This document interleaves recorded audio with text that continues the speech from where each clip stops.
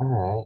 It's 11:02. We'll let some people keep coming in, but we're gonna get rolling with some housekeeping items as we kick off this executive conversations. First of all, for those of you who don't know me, my name is Jake Brown. I'm a content manager at Visit South Bend Mishawaka and a member of the YPN Advisory Council.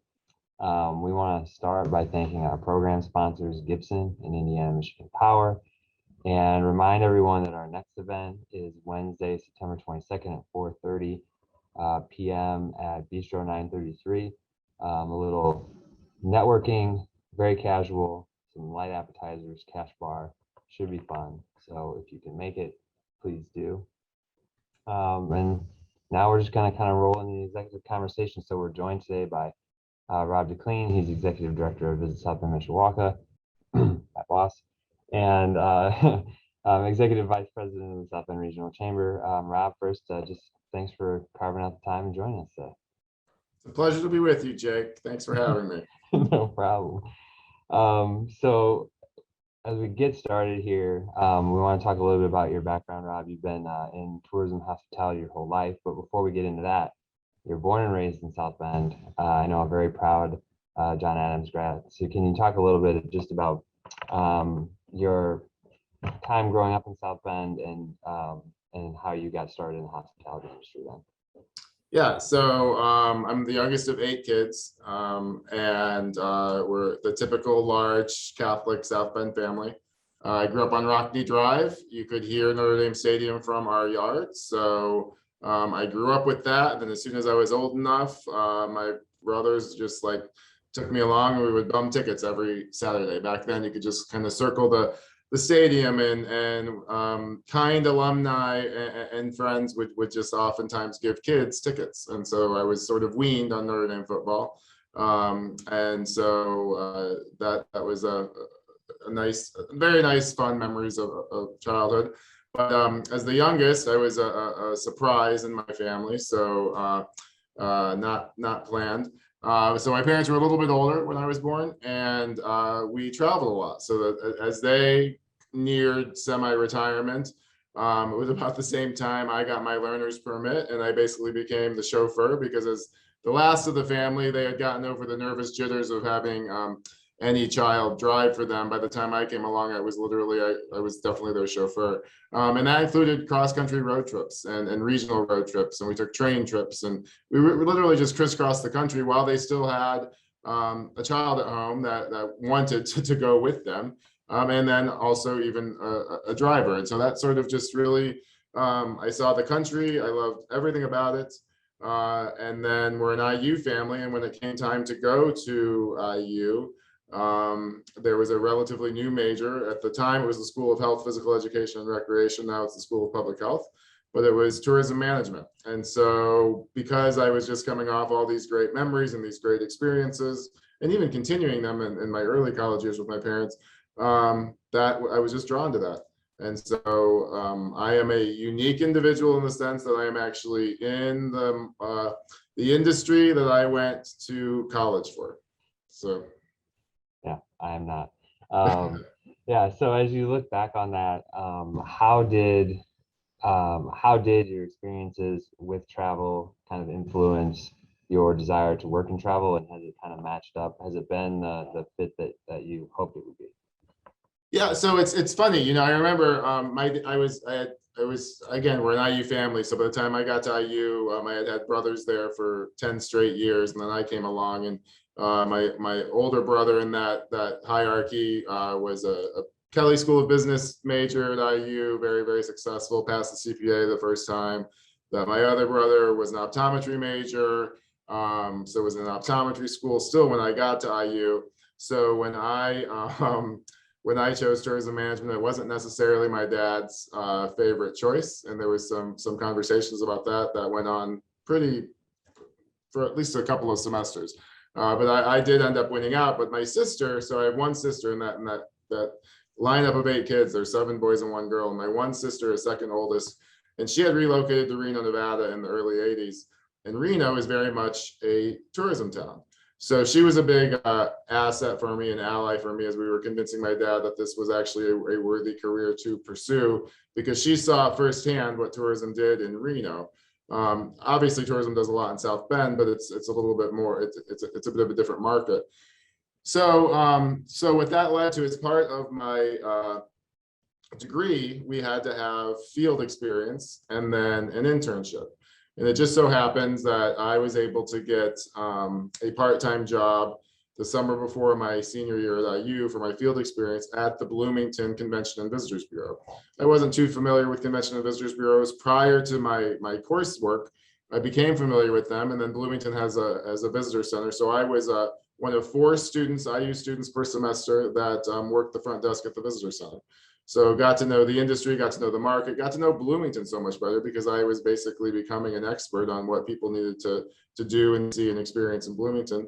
That then led to an internship at the Bloomington Convention and Visitors Bureau. It's now called Visit Bloomington, which then led to a job. So I was one of those. It's interesting as we look to a very current topic of talent attraction and retention. I was one of those retained talents in Bloomington because I ended up staying there after college.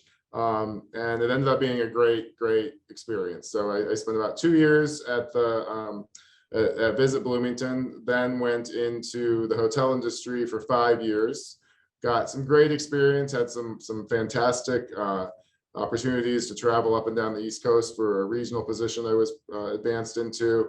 Ended up in Portland, Oregon at a full service Marriott hotel, but just decided at 28 that was not necessarily the track I wanted to go on, because in the hotel industry, much like a lot of service industries, you're busiest when everybody else is off. So after 5 years of working weekends, evenings, holidays, I was like, I don't think this is really what I'm in for, but I had an opportunity to go back to Visit Bloomington. And so, which after 5 years in the hotel industry with a very harried schedule, I realized just how great the DMO, the destination marketing organization world was. And so I leapt at the opportunity to move back to Bloomington. And that was 2001. And I stayed there for 9 years and was promoted eventually into director of tourism. And then from that is when I applied for this job and moved back here in May of 2010 after successfully advancing through the interview process and getting the job. Yeah, so you're one of those success stories of someone who moved away but eventually came back home. Things we talk about all the time in terms of talent attraction and retention, bringing people back. What brought you back to South Bend, aside from the opportunity to leave Visit South Bend Mishawaka? Why did you decide that was the right time for you? Yeah, so I was in my late 30s, and I had a coworker at the time that in summer of 09, and this is absolutely a true story, we were sort of doing that, it was maybe a Friday afternoon in the office, and we were shooting the breeze, and we were just talking about what were our next steps, what were our dream cities. And so I sort of rattled off. At the time, it was like Austin and Seattle and maybe like Key West or something like that. But I distinctly remember saying, the number 5 on my list is a wild card, but it's South Bend. But I said only in South Bend if I could be executive director of the Convention and Visitors Bureau, because it is my hometown. And because, quite honestly, from the outside looking in for a long time, I thought that there was a real opportunity to improve the efforts of the CVB here. And then lo and behold, January of 2010, the job came open, and I applied. And this is one of those situations. Some of these things that you hear, that things happen when you least expect it, or things happen when you're not looking for something. That was exactly the case here, because even though I had said that to my coworker 6 months prior, I wasn't looking, and so I updated my resume one evening and sent it off, and I signed it. Sincerely, Rob DeCleene, and below John Adams High School class of '90, because being from here, I knew, and those of us, that are from here that are on this session today, the first question anybody asks you if they find out you're from South Bend and they're from South Bend is they say, "What high school did you go to?" So I just wanted to communicate that the the knowledge of that important aspect of life here immediately. And it obviously caught some attention because it led to a first interview, which led to a second interview, which led to the last interview. And so, yeah, so May of 2010, I started, and it was sort of, I mean, it was so 4 months from the time I applied and got the job and actually started, and it was a bit of a whirlwind, especially because I wasn't looking. I had a great house, this great bungalow in Bloomington, and in the neighborhood I wanted to live in. I was redoing it, and all of a sudden that all became secondary to, okay, I have to uproot my life. But the nice thing was I was uprooting my life to come back to a community that I knew very, very well. You come back in 2010, as I recall. That's dovetailing nicely with we'll call it the Mayor Pete era. So things have changed a lot from when you were a kid, but they've changed a lot again in the last 10 years. What was your perception of kind of the job you're walking into, and what were you looking forward to about taking that role? So a couple of things. Personally, as I mentioned, I'm the youngest of 8 kids, and as I look at my extended family, I have on both my mother's side, my father's side, I have grandparents that were actually immigrants from Belgium and France. So I was only a second generation American from really on both sides of my family. But that extended family all ended up in South Bend. South Bend is our home base. So I was excited to come back.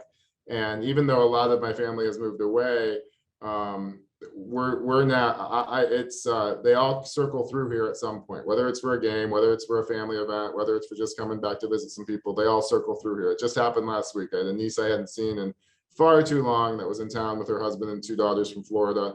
And we just had a great time throughout the week, and then went to the game together. And so it was terrific, but I'm not going to sugarcoat things.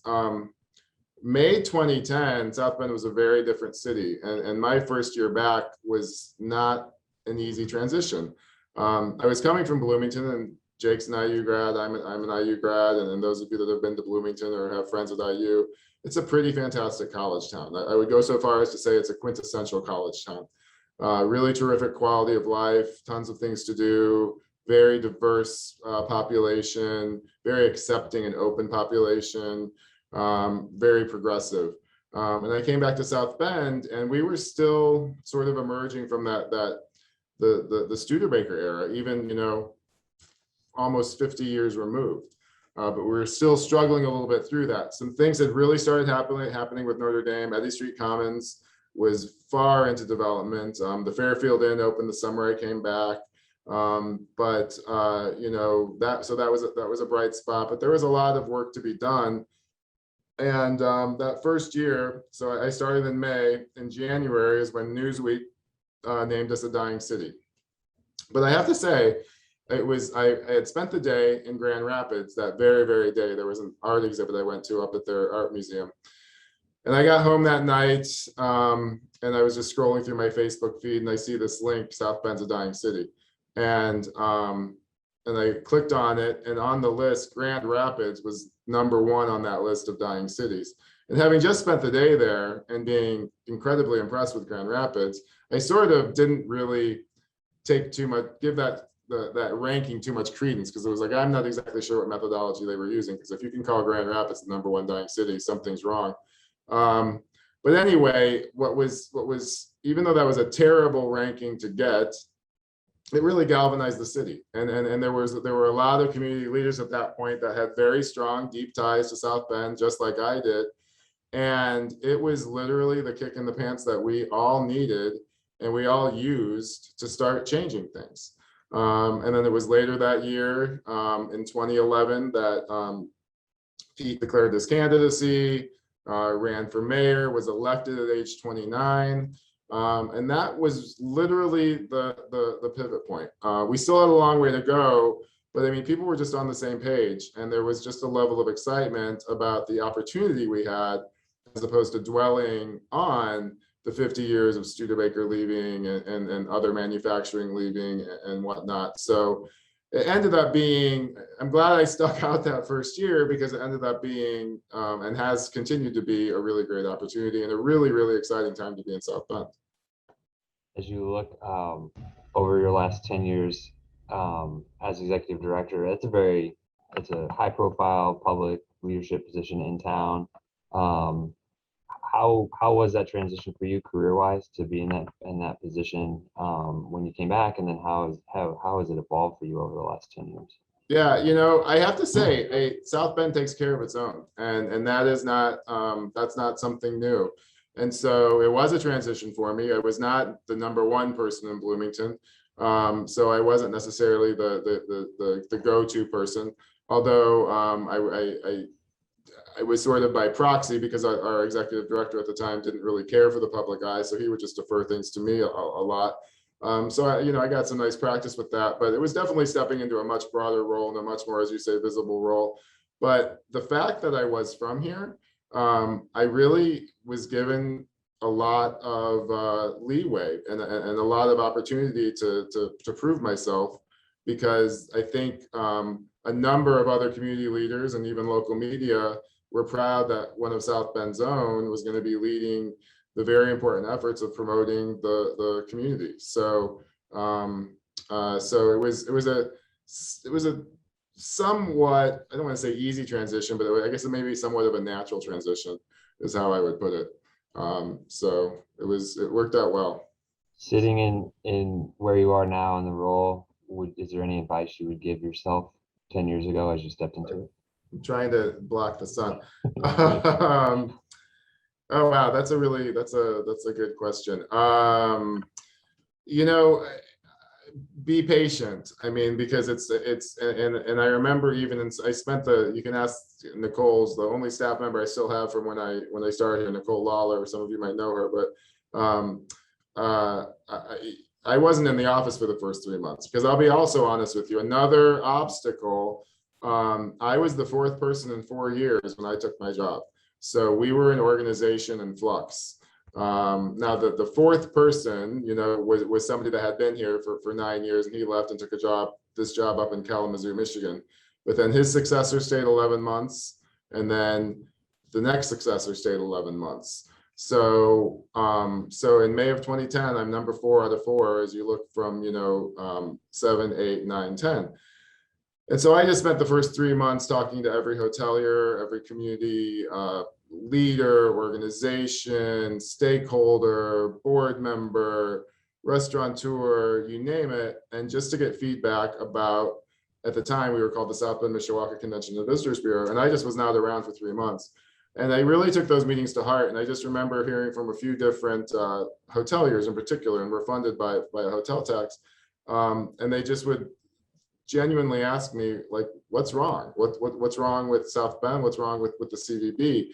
And it was a really difficult question to hear, because the answer is nothing. You just have to have the right approach and the right people and the right positioning and the right communication and the right team, the right collaboration of various people doing what they're supposed to be doing, and then we're supposed to be doing what we do. And then if you bring that all together, it raises South Bend. So after about 3 months, I kind of got the picture, and then I just dug my heels in. But it was definitely, and I think anybody would tell you this, whether it was Mayor Pete or whether it was Tim Sexton at Notre Dame or Brad Toothaker at Bradley or Jeff Ray even here at the Chamber. It's like it's turning a locomotive, and it wasn't something that was going to happen overnight. It's still very much ongoing. So I think maybe I would just tell myself to understand just how patient I'm going to have to be. That's a good transition as we talk a little bit more about what Visit South Bend Mishawaka does and the tourism industry.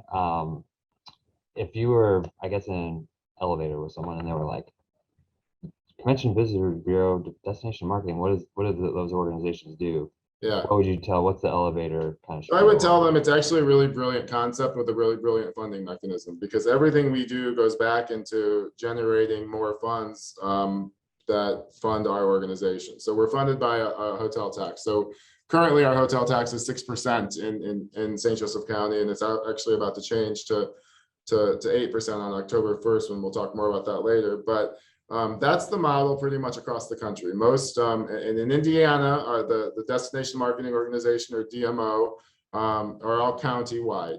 That's very different everywhere. But the common thread is the funding is primarily made up of at least a portion of the hotel tax. We don't get the entire 6% tax. We actually, there's a 5% initial tax that help fund both us and Century Center.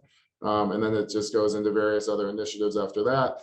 But that's the same thing everywhere. And so, but in Texas, it's by city, which is a very common model. In some states, it's by region.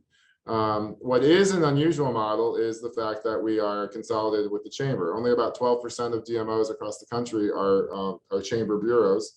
For us, it works out really well because we only have one chamber in St. Joseph County. And so we have the same focus. The chamber is countywide, we're countywide.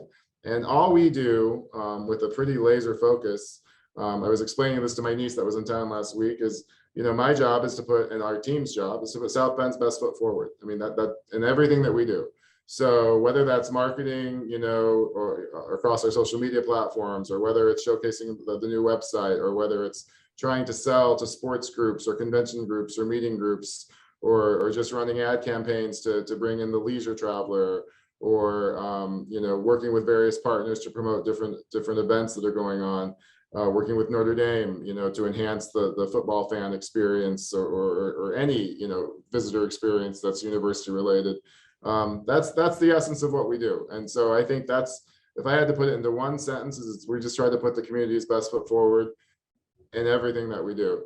So we have a staff of 6. We have a conventions, meetings, group salesperson. We have a sports salesperson, a director of marketing and travel media. We have Jake as our content, and really all things digital.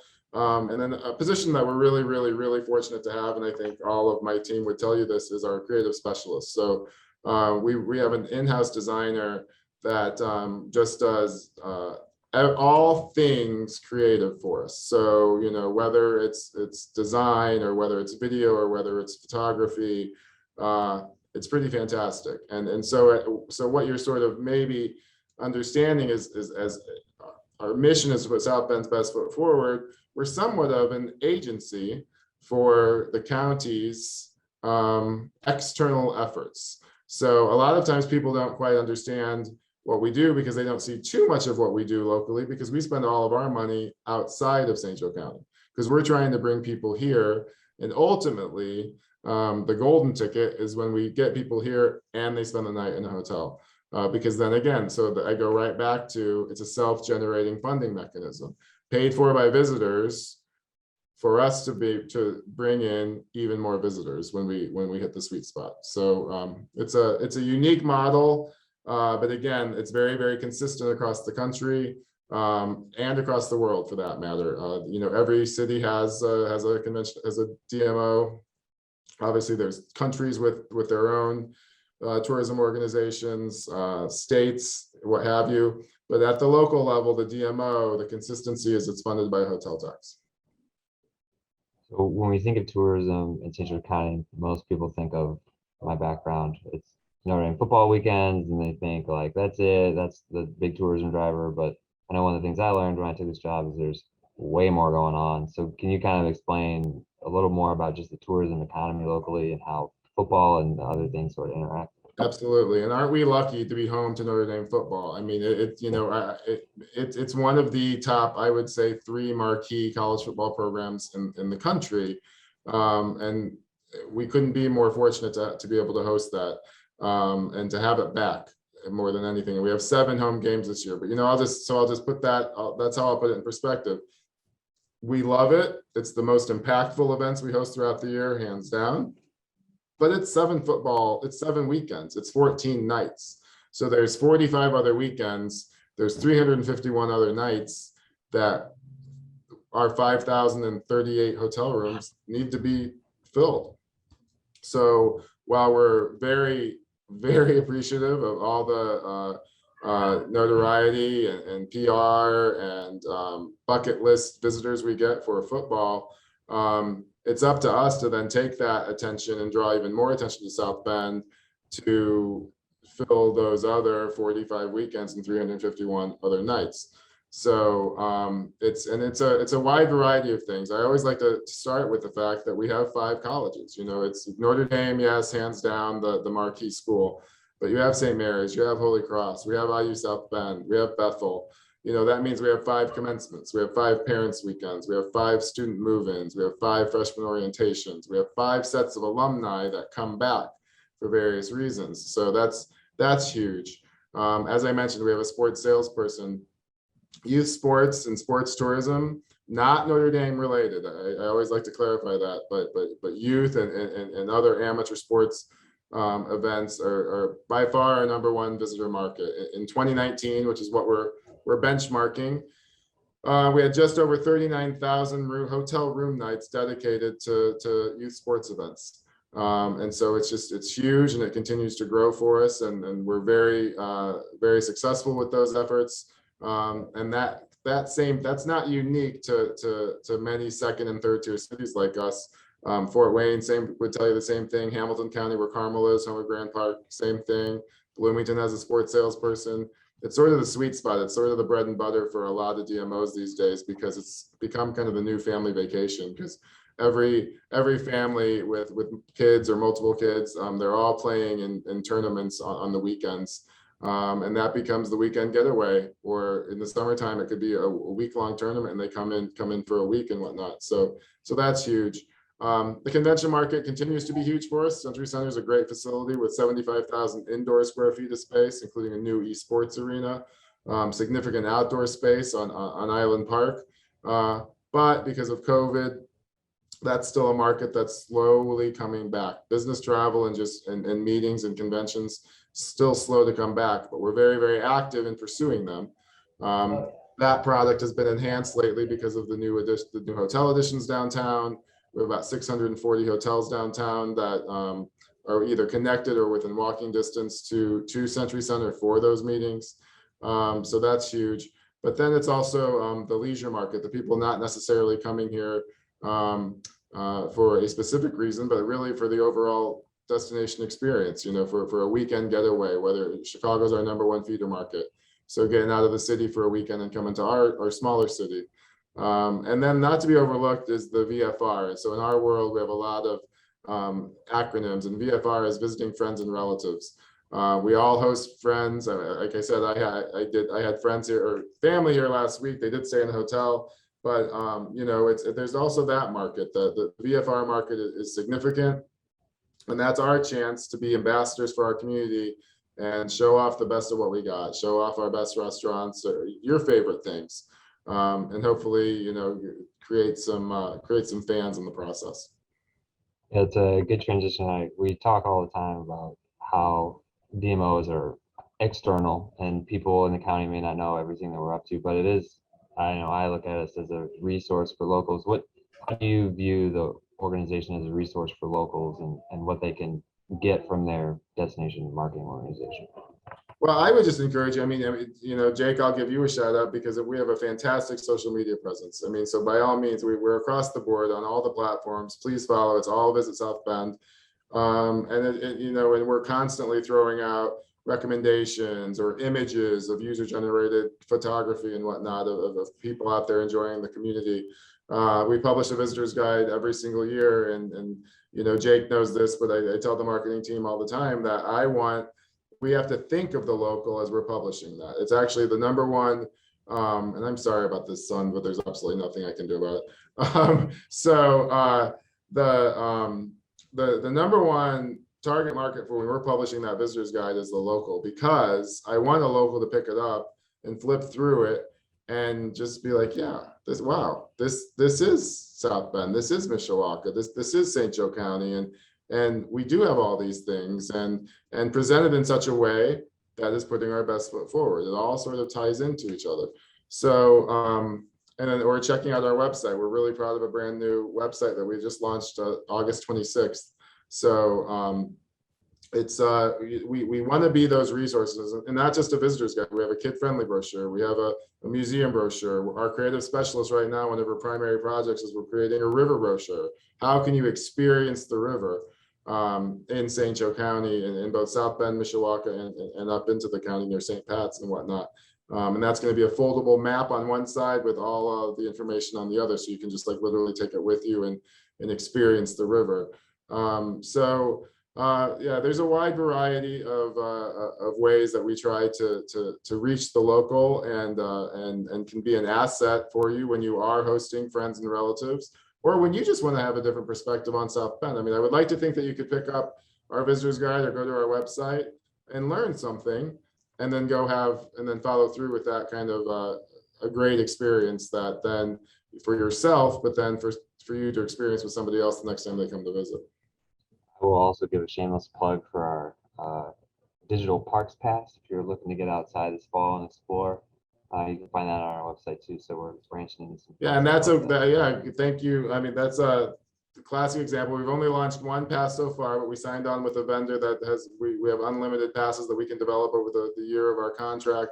So you'll be seeing a public arts pass coming up, a variety of foodie passes coming up, and then all things sort of the fantastic fan package for any kind of Notre Dame fan is going to be coming up as well. But that's been fun because the Parks Pass, it's all just, it's not an app you have to download or anything like that. It's really great technology that you can just go to our website, click, go to a site, see all of the stops on the Park Pass and how you can just check in at these various places. And it's been overwhelmingly successful. We've had, over 600 downloads so far. And what's been great about that is the best conversion we've ever seen to not just downloads, but also signing up for our e-newsletter, which we publish once a month. And we're at about an 80% success rate with converting signups to also signing up for that e-newsletter. And so that's been exciting, and it has us all excited for some of these future passes as well to continue that luck. As you look at the destination, it's kind of separate out Notre Dame. Everyone knows it's our biggest attraction. We don't need to go too deep into that. What are some of the other things that separate South Bend, Mishawaka, and the rest of the county from any other place that people Yeah. So what I love about downtown, well, the river, I would start with the river. I mean, the river, and luckily, something that's absolutely improved over the course of the last 11 years or so that I've been back is the ways you can experience the river. We can all be very proud of the fact that you can get on a river walk or a river trail up in, basically near St. Pat's Park, and take it all the way into downtown Mishawaka. And then even you can continue on, not necessarily along the river, but up into Michigan. So what a great way to literally experience all aspects of the communities and whatnot. But you look at downtown South Bend, it's by far our preeminent local dining scene. And so downtown South Bend has really carved out a great niche of independent restaurants, locally owned. And where you can really get those unique experiences and whatnot. The other great thing I love about downtown South Bend, which is not necessarily one of the best features of our destination, is the connectivity, the walkability. You have you have the ability to not get in your car in downtown South Bend and experience a variety of experiences, not just the restaurant, but the river, the East Race, Howard Park, East Bank Village, the Morris, you name it. And then what's also great about that is I go back to those 640 hotel rooms that you've got right downtown. So you can literally check into your hotel for a weekend and not get into your car until you check out of your hotel, on a Sunday. And then, downtown Mishawaka, I mean, you really have to, if you haven't been to downtown Mishawaka lately, I would encourage you to go this weekend. It's phenomenal what's transpiring in downtown Mishawaka. Tons of new residents in the mill at Ironworks Plaza. Also, so a lot of new restaurants and new outdoor experiences opening up. But the jewels in the crown in downtown Mishawaka are their parks, whether it's Buter Park or Central Park or Battelle Park, Merrifield Park, you name it. They've really invested heavily, much like South Bend, into their parks. But then that segues me into the fact that our county parks. So we're very, very lucky in the sense that we have both two distinct communities in South Bend and Mishawaka with wonderful park systems, but then you throw in the county park system on top of that, and the outdoor experiences that we can offer in St. Joseph County really rival, I think, just about anywhere, certainly within the state for sure. Because whether it's St. Pat's or Ferretti Bog or Spicer Lake or Bendix Woods, we just have some amazing outdoor experiences at our county parks. So, and then of course you have to go to Grape in Maine. I mean, a lot of people don't like to think of that as a visitor attraction, but it really, really is. much the same way that Trader Joe's is a visitor attraction. We have people driving in, just like we used to drive to Kalamazoo or Chicago, draw a smaller circle. Now they're coming to South Bend. Same can be said for Grape and Main. I mean, those retail establishments, a lot of people are looking for those kind of experiences. A lot of families like those chain restaurants. Every hotel you could ask for is in that corridor.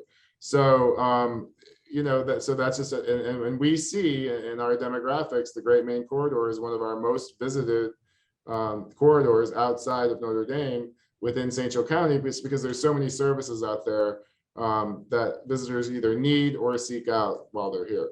So it's a nice mix. As you look at the tourism industry moving forward, obviously we don't need to spend any time talking about 2020, terrible year for tourism. But as we move forward, what makes you optimistic about sort of the tourism landscape here, and any big things on the horizon that you think will be game changers for our destination? Yeah, so a few things. One has been our ability to fill the new hotel rooms over the years. So since I started, we've had about 11 hotels open. We now have officially over 5,000 hotel rooms in our inventory, and that's a lot. That's a lot. But I'm happy to say we're filling them, and more new hotels keep coming. The newest one is under construction right now out at the casino. Four Winds is building the biggest hotel we'll have in St. Joe County, 317 rooms. And so that's going to take us just to knocking on the door of 5,400 hotel rooms by Q1 2023 when they open up. So I'm encouraged by our ability to fill those rooms, but I'm also encouraged by our recent success with the efforts to increase the innkeeper's tax from 6% to 8%. All to dedicated funding. That none of that funding was coming to us or going into more marketing or anything like that. It's actually all going into product. So now that with I mentioned earlier that you've got Century Center and us sort of sharing the first 5% of that hotel tax, then you've got 1% dedicated to the new development of a sports complex in Mishawaka, right near Judy Creek, up by Douglas and Fur Road. You have 0.5% going to the zoo for their ongoing efforts to really truly become a regional tourism destination. First example of that you're going to see is some giraffes arriving in South Bend later this fall that I know pretty much everybody's excited about. It's pretty awesome. 0.5% going into the Morris now. That's a new development. But next year is the Morris's centennial year. So as a part of that sort of centennial celebration, there's an ambitious $30 million plan on the table to renovate, enhance, expand the Morris, and even add a parking garage if possible to really, again, just improve that experience, which is already the premier regional performing arts center in the region, but just making that better. Prior to COVID, we had gotten into, I think we had hosted Phantom for a couple of weeks and the Book of Mormon for a couple of weeks, and then we had Lion King that was supposed to be here for 3 weeks, and that's the show that got stopped a week into COVID. But the Morris is really also just deliberately setting out to become more of a destination performing arts center by booking some of these longer running shows. So now what they want to do is just really enhance the facility for the next 100 years with some of the plans on the table for their improvements. And then I think what I'm most excited about relative to this recent the hotel tax adjustment is 1% dedicated to a tourism capital improvement fund. And what that will be is an application-based process to leverage investment in tourism product in St. Joseph County that will enhance our ability to bring more people to St. Joseph County, spend their money, stay in hotels, experience our communities, and on an ongoing basis. So that 1% is going to equal to about $1 million a year. There's going to be a required match, so we'll hopefully be turning that into a minimum of $2 million a year or more invested into the tourism product of St. Joseph County. So there's a lot to be excited about. It can be intimidating just because one of the reasons we pursued this increase was, first of all, Fort Wayne was already at 8%, Evansville's already at 8%, Indy's at 10%. So the communities, just bigger than us in the state, we're already at that level. But we've got 5,400 hotel rooms as of February 2023. and we need every resource at our disposal to fill those. So it's exciting. And then I would be remiss if I didn't, as I look at your background, do not overlook what Notre Dame did with that stadium. It's so easy to take Notre Dame for granted, but you have to realize the community impact that that stadium enhancement had for St. Joseph County. So it's much more than just those 3 buildings that they added and the premium seating and the video board. It's the ability that facility is now a 365-day-a-year facility. So they're going to be coming back to stadium events. They're currently on pause, but as we work through COVID and emerge from the pandemic, you're going to see more and more stadium events. Prior to COVID, we had Garth Brooks, we had the International Soccer Friendly, and we had the New Year's Day hockey game, and what name is escaping me right now, but it was when we had the Blackhawks and the Red Wings here, or no, Blackhawks and Bruins. But the classic example, events we never hosted before. And when you look at something like the New Year's Day hockey game, we are not a New Year's Day destination. So January in South Bend is not our calling card. I don't have the numbers off the top of my head, but when we hosted that game, we were full on New Year's Eve, we were full on January 1st. And in the days leading up to it, we were pretty full. And then in the days trickling after it, we were pretty full, because then Notre Dame followed it up with a collegiate hockey game between Notre Dame and Michigan. And it's just, that's a perfect example of what these stadium enhancements did. Thank you, Lindsay, what a classic.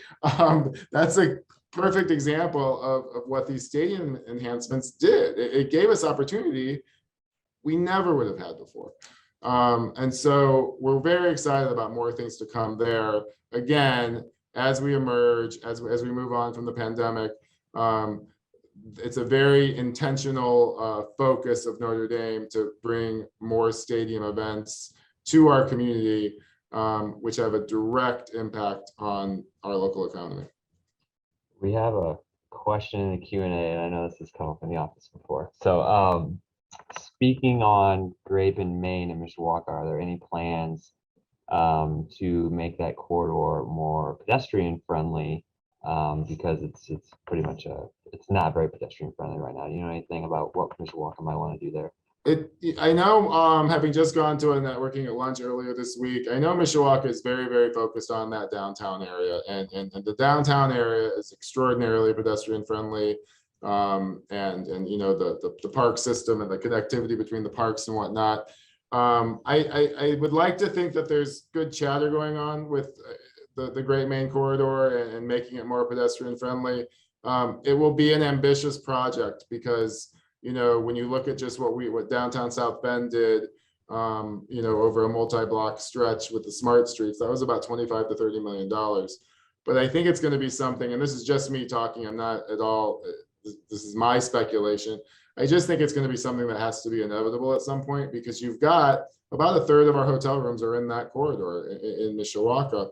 And so you've got not just all of these retail establishments and restaurants and even apartment complexes, but a growing number of hotel rooms that, remember what I talked about a little bit earlier, like one of the beauties of downtown South Bend is checking into your hotel, and you have the ability, depending on what your itinerary is, of not getting in your car for the rest of the weekend.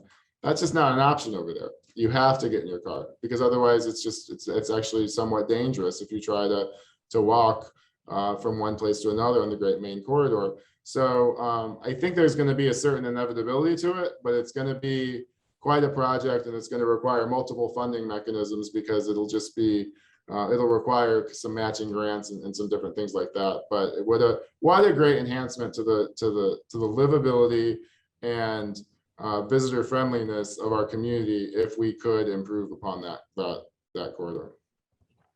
If anyone else has any questions, feel free to drop them in the Q&A or in the chat. In the meantime, I have some very hard-hitting rapid-fire questions for the end. Oh, God, okay.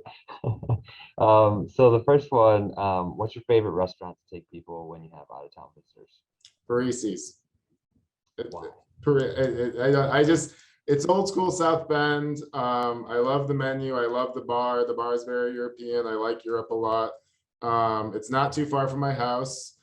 so I can have a glass or two of wine and feel comfortable that, you know, I'm okay. It's a straight shot. But no, I love it. It's got a great view of campus. It's almost impossible to go in there and not run into some old school South Bender, or even a famous Notre Dame alumni or something like that, depending on the time of year and whatnot. So it's just it's a personal favorite. But I say that, and I don't want to be pigeonholed because there's so many I love. I mean, I do. It's fun to work above Cafe Navarre, but I could eat Cafe Navarre any day. I went to Fatbird last Friday night. I'm actually a big fan of Fatbird. I was at LaSalle Grill the night before for my niece's 40th birthday that was in town last week from Florida. And, you know, the experience we had with, you know, she had a personalized menu for her 40th birthday and whatnot. And so that was just fantastic. And you can never go wrong with LaSalle Grill. I love Cambodian Thai. I love Creation over on Ironwood. Again, that's not too far from my house. I love Aladdin's. I love Elia's. We have a lot to be proud of. I mean, like, you know, and I have to say something about Pegs. I was at Pegs Sunday of Labor Day weekend, and it was so awesome. So, you know, we were away that weekend. We opened up in Tallahassee that weekend, and I met some friends downtown at Pegs on a Sunday morning at 10:30, and it was a 45-minute wait. And that was just amazing to see. And then she serves coffee outside for you while you're waiting and whatnot. And then you just go in and get a great meal and really personalized service and just a really friendly atmosphere and whatnot. So we have a lot. Oh, and I have to, Bantam is also, so Bantam, I live not far from, you know, that 23 Ironwood Edison triangle. And it's a little gem in I call it Midtown. And you know, that's where Creation is. That's where Bantam is. That's where we've got, you know, Nick's Patio for the classic greasy breakfast after, you know, a football weekend or something like that. There's just a lot over there that kind of comes together to create some great places outside of the downtown area. But I'm president of the board of Downtown South Bend, so I definitely get downtown as often as I can. Oh, and I have to say Jesus. How could I forget Jesus? I mean, like that. If you haven't been to Jesus, you got to get to Jesus. I mean, and the cool thing about Jesus, the last time I was there was a couple of months ago on a Thursday night, and I did not recognize one person. And I think we all know how hard that is to experience in South Bend because pretty much everybody knows everybody throughout the communities. But get to Jesus and get their queso is the best queso I've ever had in my life. It's a variation of queso. It's not your typical queso, but the restaurant scene is something. I'll go back to the little theme of earlier. In the last 11 years, it's blown out of the water. I mean, like we had a long way to go 11 years ago, and I'm very happy to say, because of people like Mark McDonald and Peg Dalton and Kurt Janowski, and then, you know, now the Eamon McParland and the chefs and Dante Shaw. I mean, like we really have a restaurant scene to be proud of that just keeps getting better and better and better. And I see Kelly loves Fatbird. I love it too. And so I will tell you, I told this to my staff earlier at a staff meeting. It was the best red beans and rice I've ever had. I didn't get my usual last Friday, and I got the red beans and rice. And you all need to go to Fatbird and get the red beans and rice if you would all like that, because it was wonderful. So we can be very proud of our restaurant scene. Oh, and then Barnaby's. I mean, I could really go on. I mean, yeah, we probably should. Yeah. We have another question in the Q&A, and you mentioned earlier that a lot of Visit South Bend's promotional dollars are spent, vast majority outside of the county. What are the main target regions?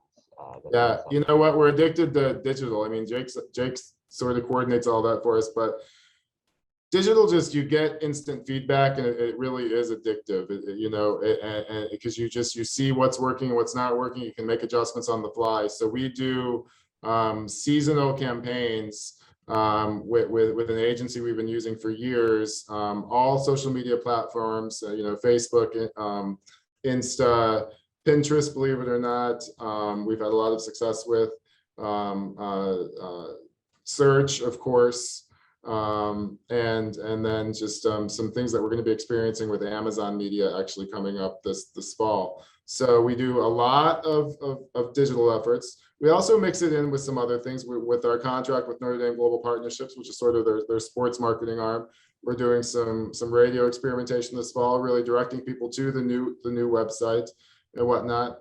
We publish the visitor's guide. We do some lead generating campaigns with that, with the State Office of Tourism. And so we try to have a nice cross section, but what we'd like to do is experiment, see what can work, what doesn't work. But we really, I would say we probably spend 90% of our dollars on digital. And the top target markets? So it's Chicago and Indy. I mean, it's just for natural reasons. Chicago is consistently our #1 market, but we're starting to see Indy really tick up a little bit. Every once in a while, we see Columbus join our top 3, certainly top 5. But we really look at our sweet spot as Chicago, Indy, Detroit, Cleveland, kind of that Fort Wayne, kind of draw a circle there, maybe a little bit up into Wisconsin, but Wisconsin's tough because you have to drive through Chicago to get here. But we can't say enough about Chicago. And I think Jake would be the first person to tell you that too. It's just, we benefit greatly from being 90 minutes away from Chicago. Another rapid fire question for you. Where's your favorite place to take a walk? Oh, the lakes. So you knew the answer to this question. I have a dog. I have a Boston Terrier, and again, where I live, I'm 1 mile from campus, and I was just there last night. I'm at the lakes every chance I get, and I would highly encourage any of you to do the same thing. It's part exercise, it's part therapy, it's part unwinding, it's part just renewal. Quite honestly, whether it's spiritual or religious, it's just it's an amazing experience in the heart of our community, and open to everybody. And then last night was awesome. The band was practicing, and I park in this lot that opens to the public at 4 o'clock, right by Steppen Center where the band practices. And so the band was getting ready for the game this weekend. Students were everywhere, and then mixed in with residents and visitors. My dog wasn't the only dog out there and whatnot. And then you have runners, and then Mass was getting out of the Basilica. So you had a lot of the Holy Cross brothers and seminarians walking back over to the seminary and whatnot. It was just and it was a beautiful evening last night. And it was just, it was all the reasons I just mentioned to you why it's my favorite place. And I honestly go there every chance I get, probably a minimum of 5 days a week. It's the first thing I do on weekend mornings. And then through the week, I do it at night after work with my dog and whatnot. And so hands down, the lakes. Yeah, I always know to look for your car when I'm running through. Usually I can see it. Last one, when you look at sort of our attractions and the things we have to offer, do you have some hidden gem, underrated type of things that people should make sure they experience if they look here? I really would go back to the restaurant scene. I mean, like, and I would say the restaurant scene and the county parks. I mean, like the both city parks get a lot of notoriety for obvious reasons, whether it's Howard Park or all the other great improvements South Bend's done with their MySB Parks and Trails initiative, all the great things Mishawaka is doing downtown. But do not overlook our county parks. I mean, whether it's a hike, whether it's cross-country skiing in the winter, whether it's tubing, whether it's biking. Spicer Lake out in New Carlisle has a nature trail and a nature center. I would say the county parks. And we're working with Leidick Bog right now. We actually gave them a grant for some trailhead amenities out at Leidick Bog, which is just on the way to New Carlisle, kind of near where near the bypass and 20 come together. But they're putting in a new nature trail and whatnot. So it's funny, we put so much emphasis on outdoor experiences since COVID, but we can because we have great product. And then you mix that up with this, I wouldn't even call it our burgeoning restaurant scene anymore. It's emerging, and it's a thriving local restaurant scene, and just keeps getting better and better. We'll leave it at that. I want to say thanks to Rob for joining us today. No, I'm dodging the sun. I want to thank our program sponsors again, Gibson, Indiana Michigan Power, and remind everyone we're getting together for some networking at 4:30 p.m. on Wednesday, September 22nd at Bistro 933. We will see you all next time. Thank you.